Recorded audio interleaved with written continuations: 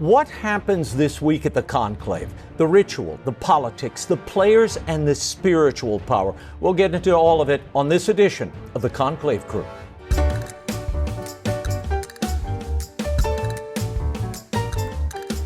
I want to welcome you to this Arroyo Grande series, The Conclave Crew, Vatican Edition, Episode 3.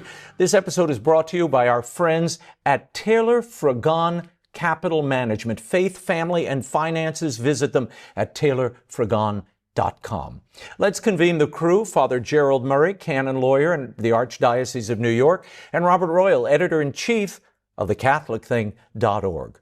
And I'm Raymond Arroyo. Go subscribe to the Arroyo Grande podcast on iHeart, Apple, Spotify, and YouTube at Arroyo Grande Show, and like this episode. We are all about to watch a fascinating ritual unfold before our eyes, the election of the 267th Pope. The conclave begins May 7th, and as we've been saying, or as we said in an earlier episode, all of this is a collection of traditions and practices that were picked up over 2,000 years. Some historians claim that St. Peter chose his own successors, a whole string of them, and that was the pattern for a while. Then Roman clergy elected a few popes.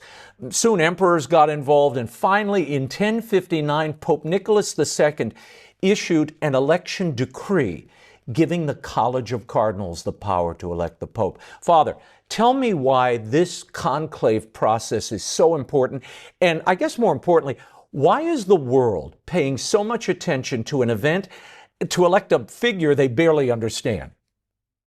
It's important, Raymond, because, of course, the Pope of the Catholic Church, the Roman Pontiff, as he's called, is the head of a religion which has a worldwide scope. We have, 1.25 billion members of the Church throughout the world. And the Pope is viewed by many non-Catholics as one of the premier spokesmen for moral authority, speaking on behalf of human rights and of religious liberty and of the things associated with the higher aspirations of humanity.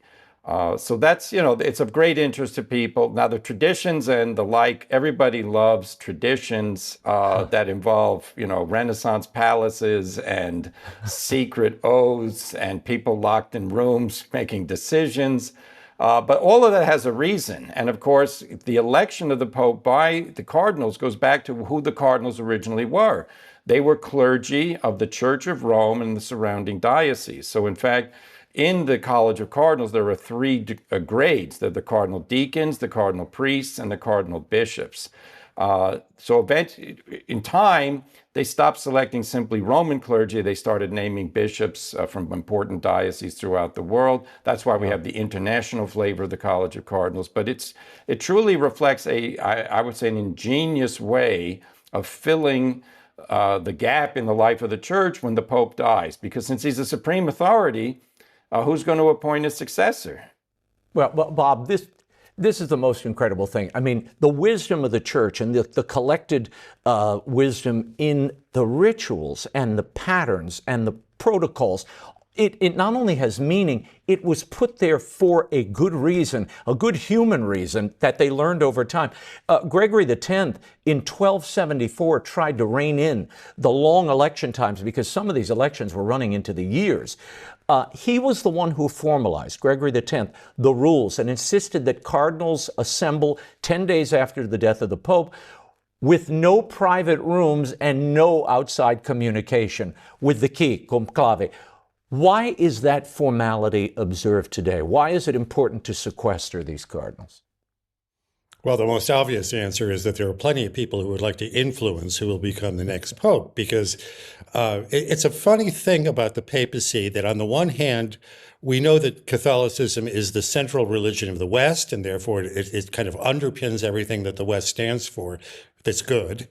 But on the other hand, the Catholic Church is much hated throughout the world at the same time. So people pay attention to who is going to be the leader of this, as Father rightly says, more than 1 billion people all around the globe. Look, to go into any of the Renaissance palaces here in Rome, it's one thing. They're beautiful. We're in a room ourselves that have some beautiful artwork. But to go into the Sistine Chapel and see paintings by Michelangelo, as we were saying the other day, not only the creation, but the whole history of Old and New Testaments, the Last Judgment against the wall. Pope John Paul II wrote a poem about how that painting, in a sense, would point out to the cardinal electors who would select his successor. And so we have not only in conceptual terms or canonical terms, but even in those kind of deep ways that art and spirituality appeal to us, even in ways we can't explain. Somehow that exerts a power through the papacy. Yeah, no, it's beautiful to behold. I mean, it's one of the richest events, and it's filled with pageantry, it's filled with history, it's filled with art, and it's unmatchable. Mardi Gras can't touch it. There's really no celebration in the world that comes close to touching its ancient power, and that's rooted in the Spirit and in the words of Jesus Christ and the rock that is Peter, whom they are electing the successor to. Now, earlier this week, all of the staff surrounding the conclave, and you think only the cardinals go in, and if you saw conclave, you probably think it's just a couple of nuns and the cardinals. That's not true. There are bus drivers, there are priests hearing confessions, by the way, of the cardinals. The assistant to the Camerlengo who's running the entire conclave, elevator operators, the hotel staff where they're staying, all of those people swore an oath of secrecy. And that forbids any recording device being used here, and it's a threat of excommunication if you violate that, if you violate the secrecy or if you record anything. Father, this secrecy is a big deal. Why? It's a big deal because the Catholic Church wants the cardinals who act to act solely in the interests of the Church, and it wants it to be a singular act that's conducted. And then, when the Pope is elected, it should never appear that the Pope got to be Pope as a result of any kind of backhand dealings, of compromises between cardinals and the like. Because, if people knew that they could report, then they might take great success and say, well, you know the reason he's Pope? I got him the votes, that kind of thing. And I'm going to use that to have moral suasion over him for the rest of his pontificate. In addition, the Catholic Church treats this as a moment of prayer. The cardinals go in there, when they leave the Pauline Chapel, which is a chapel in the Vatican Palace, they assemble, they process into the Sistine Chapel chanting the Litany of the Saints. They're asking for the help of the saints, and when they get into the chapel, they hear a sermon from a cleric, they swear an oath to carry out their duties, and then they remain silent during the voting. So it's a very prayerful moment. So we don't want this to turn into I can't have my tape recorder in here, but I'm certainly scribbling all my notes, and I'm going to tell everybody what really happened. No, what happened is in that room, and with the help of the Holy Spirit and the intelligent, thoughtful decision-making going on by the cardinals.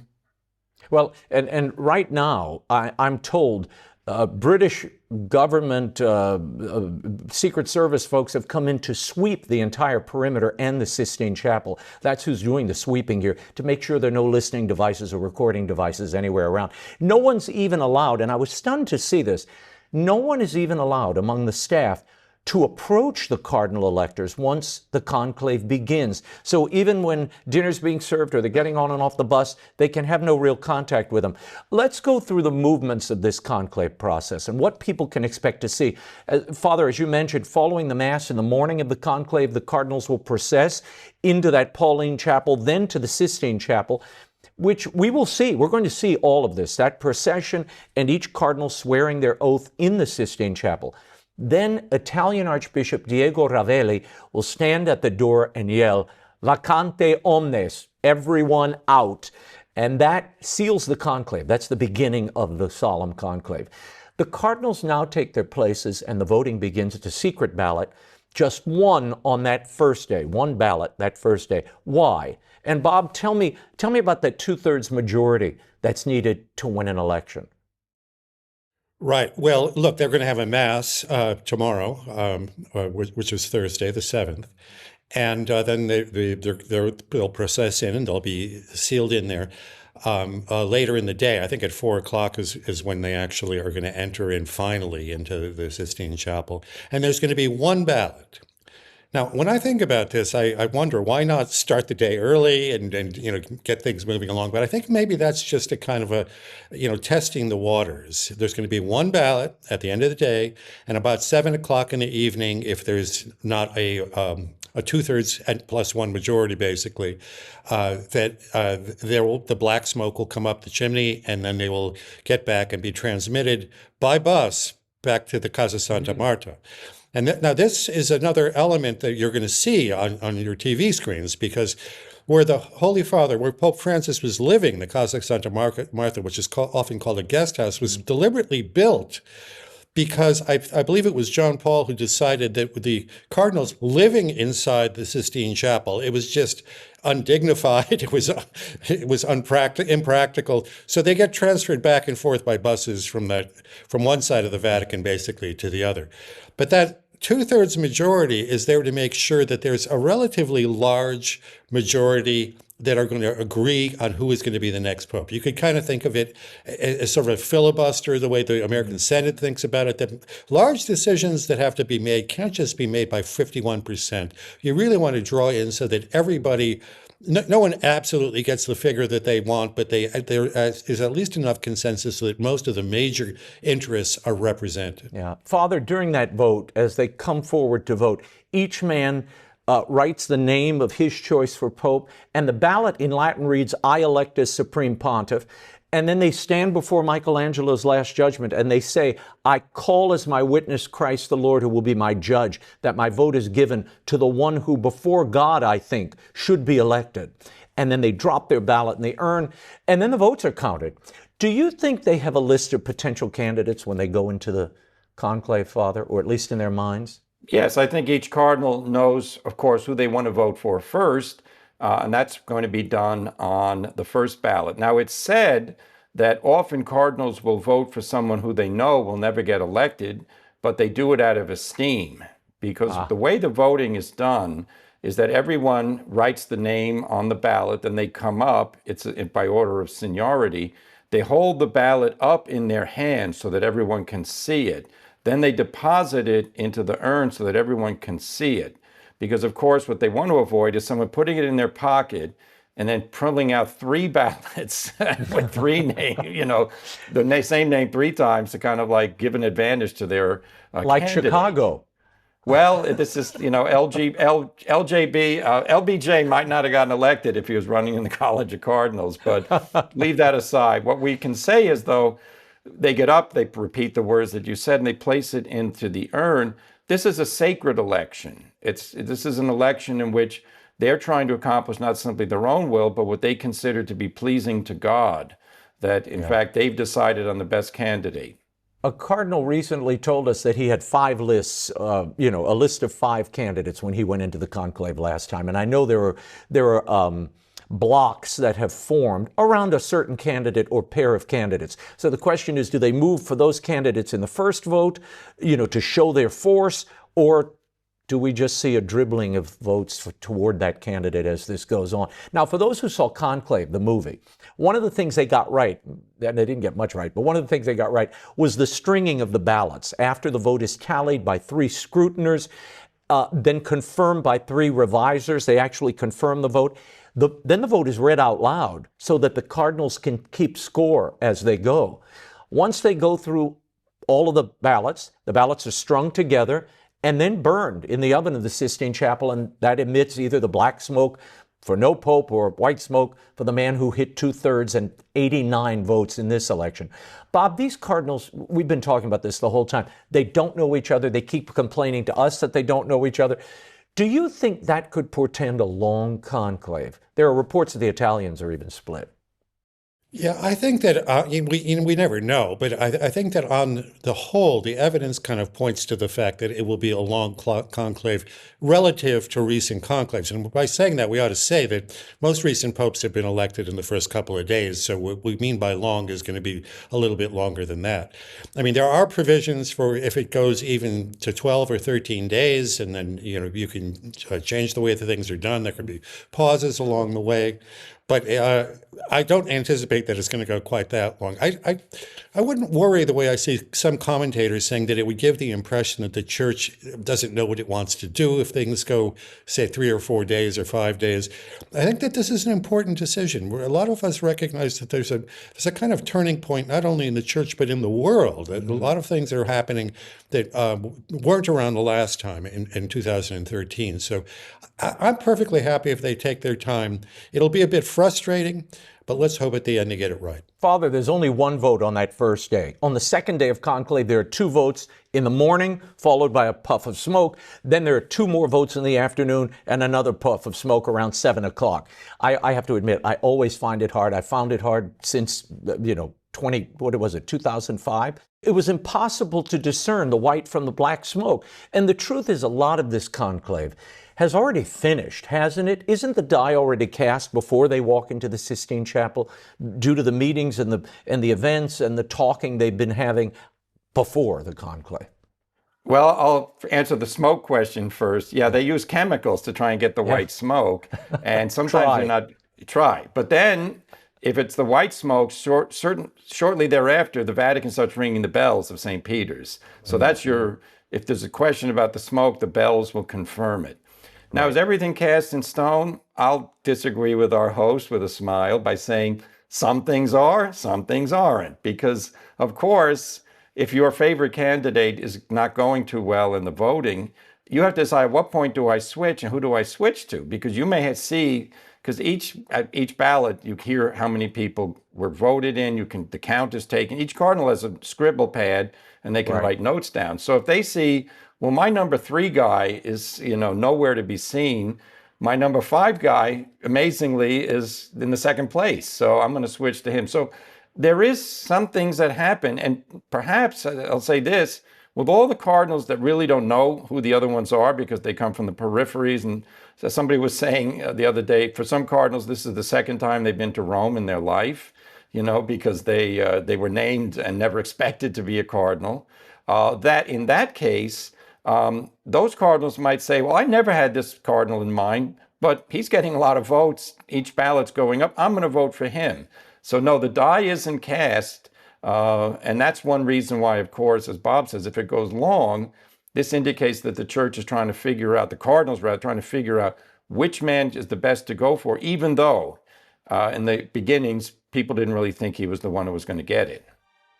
Are you looking for financial management that reflects your deepest values? Taylor Fergan Capital Management actively manages portfolios designed for those who prioritize faith, family, and long-term stewardship throughout their mutual fund, separately managed accounts, or family office accounts. Taylor Fergan Capital, values-driven investing to support your faith, family, and finances. There at taylorfergan.com. Bob, John Paul II put in place a rule that after 3 days of voting, that would be Friday, there's 1 day of pause for prayer and conversation on Saturday. Is that a full day? I mean, I'm hearing conflicted things. Some have told me it may be just the morning session. I don't know. I would think that probably the people who are running the conclave have to make that determination, and maybe the cardinals themselves. I talk with people outside of the conclave and the general congregations, and I tell them that I'm exhausted, and they tell me they're fried. And everyone, this is such an emotional and consequential point in the history of the church that I would not be surprised if they took the whole day. But look, if they just feel like they need to get away out of that room and relax for a few minutes, that would be okay too. But it's just 1 day at the maximum, and they'll be back, I guess, on Sunday. Yeah. Let's discuss some news before we get to what happens when a pope is elected, which I'll tell you about in a moment. Today it was reported that Cardinal Oscar Rodriguez Maradiaga of Honduras left in a huff, ran out of the conclave. He was apparently trying to press Latin Americans to vote for Cardinal Robert Prevost, someone we discussed the other day on our previous episode. He's head of the Bishop's Dicastery. What do you make of that, Father? How can we interpret that? He apparently is quoted as saying, we've seen too many turncoats away from Pope Francis. Well, interesting. Now, he fled the general congregation, I guess you meant, Yes. rather than the caucus. We'll just make that precision because they haven't gone in yet. Yeah, he can't vote Second- anyway. He's too old. Exactly. Second, he's over 80. For him to make that kind of comment indicates that he thinks that the cardinals owe a duty to fall in line behind Pope Francis's vision of the church. To which I say, maybe, maybe not. There are more than one vision of how the church should go. We lived for 23 years with Pope John Paul II, another 8 years with Benedict. In the church, the theological position taken by different popes varies. So same should be the position that cardinals take. So I would say that Cardinal Maradiaga's upsetness reflects a lack of understanding of what's going on here. This is not a political campaign in which you say, hey, if you're from Kansas, you got to vote from all the guys from Kansas. No, this is the Catholic Church.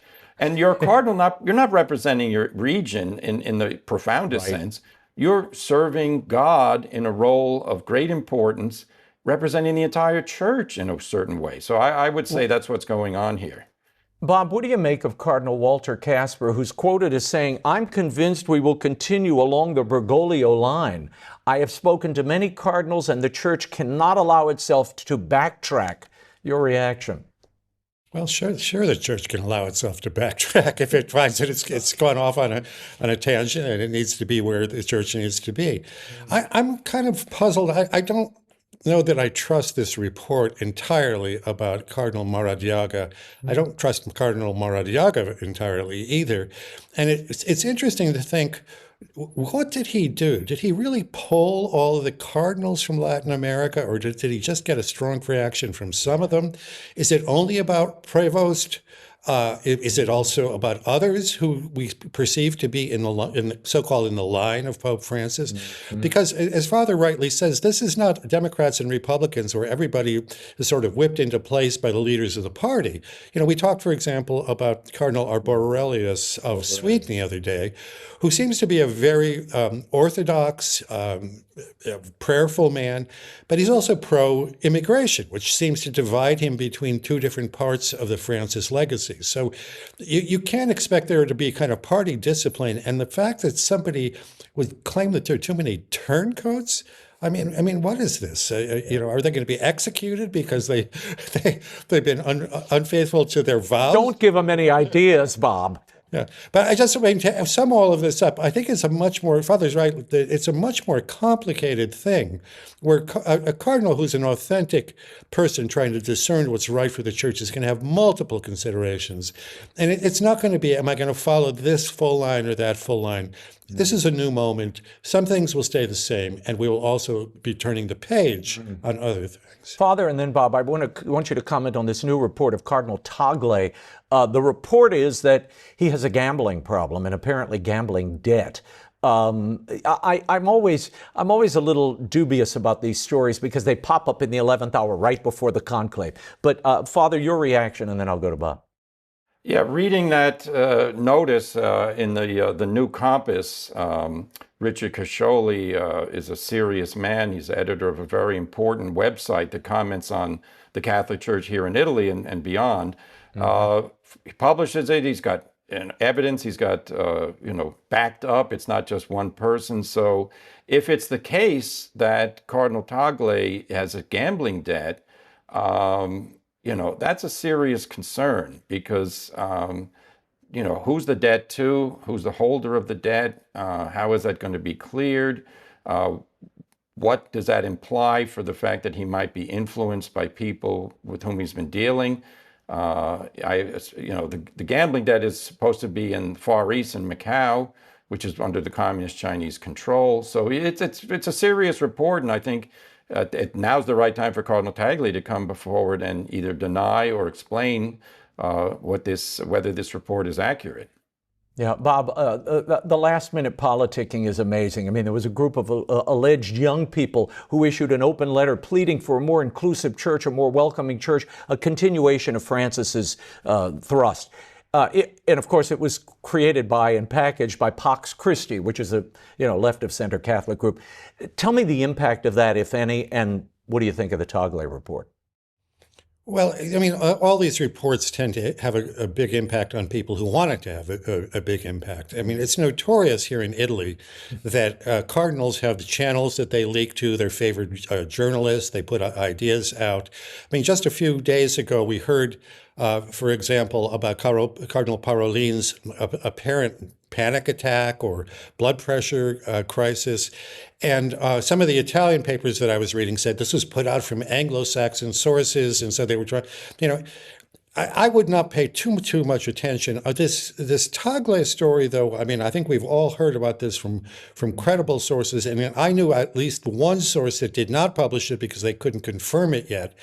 I know Richard Carcioli quite well. I respect him very much as a journalist, and the fact that they came forward and said that there were 5 sources that they had to confirm this, and we're hearing several $100,000 to those communist Chinese is not a good foot forward for someone about to become Pope. But we'll see, I suppose. Back to the process of the conclave, which I did promise when we started. Once a man secured the 2/3 vote, okay, of the College of Cardinals, they ask him, will you accept your canonical election as Supreme Pontiff? Do we know, or do you know, Father, have anybody refused? Has anyone ever refused the office?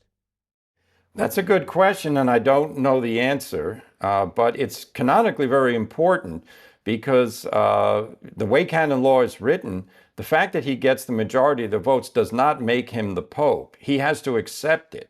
So therefore, if he were to say no, he's not at fault. He's not being disloyal. He's not being lacking trust in God. You could see someone getting elected who knows, for instance, that he has a medical condition that he's never spoken of publicly that could, seriously shorten his life. You could know that there were stories of things that may now be revealed that would, hurt him or other people in ways that were not necessary. Or he might simply say, I'm not up to this job. The fact that you become a cardinal, there's no vetting of people who become cardinals in the sense that, will this guy make a good pope if he got elected?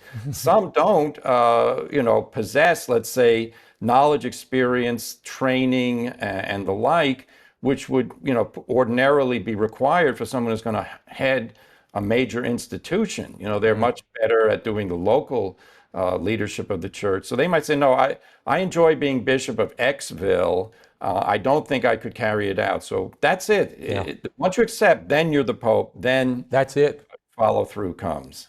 Yeah. Well, once a new Pope accepts that job, they're asked, and this I've always found fascinating, by what name would you wish to be called? Now, that's a tradition. I looked it up today because I really didn't know. It's a tradition that goes back to 533. Before that time, all the popes used their baptismal names. So you'd be Pope Bob and Pope Jerry. I'd be Pope Raymond.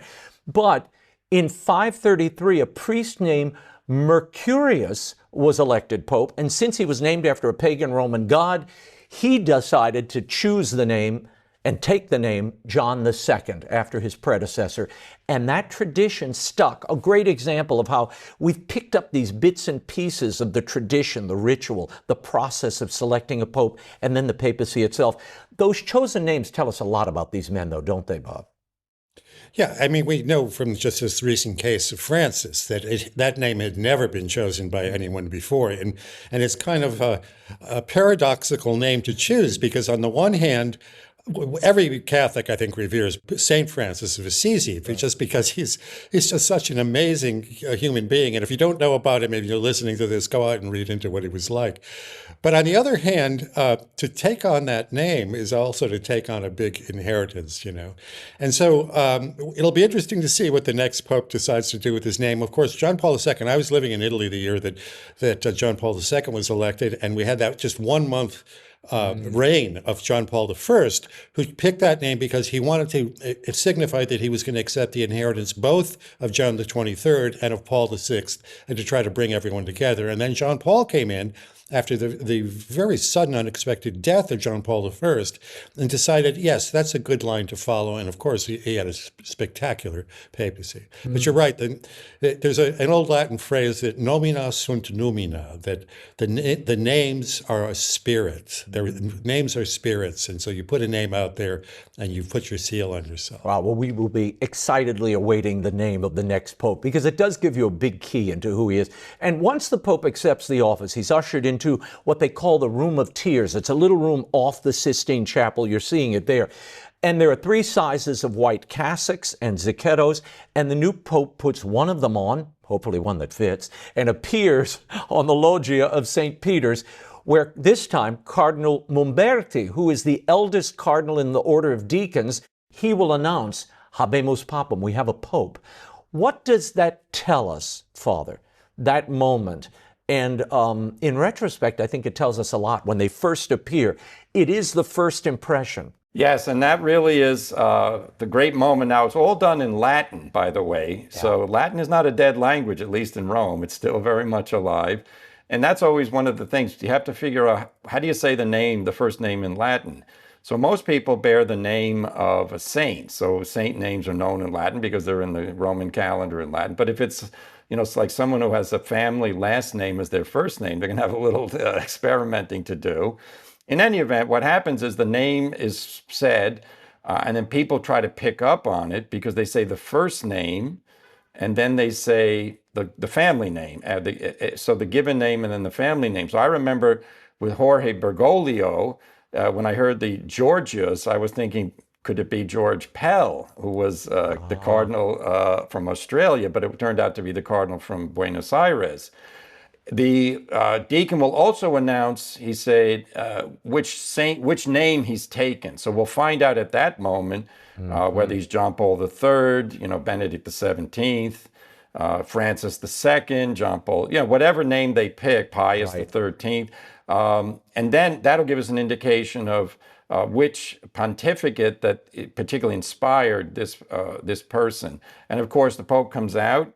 We'll see him giving his greetings to the people, and the applause will be massive. Last time it was raining, if you may remember. Yeah, I do. The applause was still very, very loud. And yeah, it's always, that's the big moment. I mean, that's the moment that gives you butterflies and kind of takes your breath away when the Pope first appears. And he is a new man. He's no longer the cardinal you knew him as. And they do transform in office in sometimes wonderful ways, in sometimes not so wonderful ways. But we'll be watching it all. So the most surprising thing or interesting thing you came across today, Bob? That's a good question. I think that the way in which things have somewhat calmed down has surprised me. I see a number of people, and I talk to a number of people who some with very strong opinions about one thing or another in the church, but there seems to have been kind of a settling down that we know who the people are. We know generally what the possible directions are going to be. So it's let's get serious. Let's get down to business. The voting starts tomorrow. This is great. Father, the most interesting or surprising thing you heard today?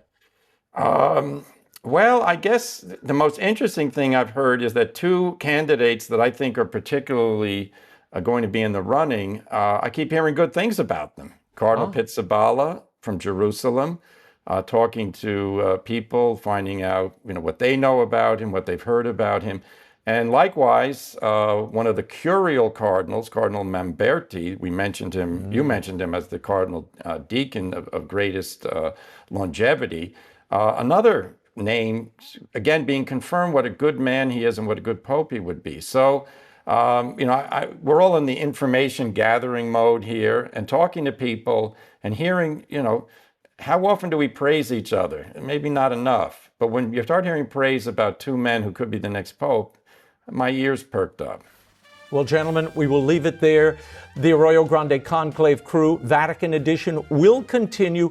Don't miss our next episode. Go subscribe. We're going to give you the latest. Go to Arroyo Grande Show on YouTube or Arroyo Grande Podcast, wherever you get yours. And this series has been brought to us, and you, by our friends at Taylor Fragon capital management, faith, family, and finances. They're at taylorfergon.com, as well as Floriani. They're revitalizing sacred music, floriani.org. On behalf of Robert Royal, Father Gerald Murray, we will convene again. I'm Raymond Arroyo from Rome. See you next time. Arroyo Grande is produced in partnership with iHeart Podcasts and is available on the iHeart Radio app or wherever you get your podcasts.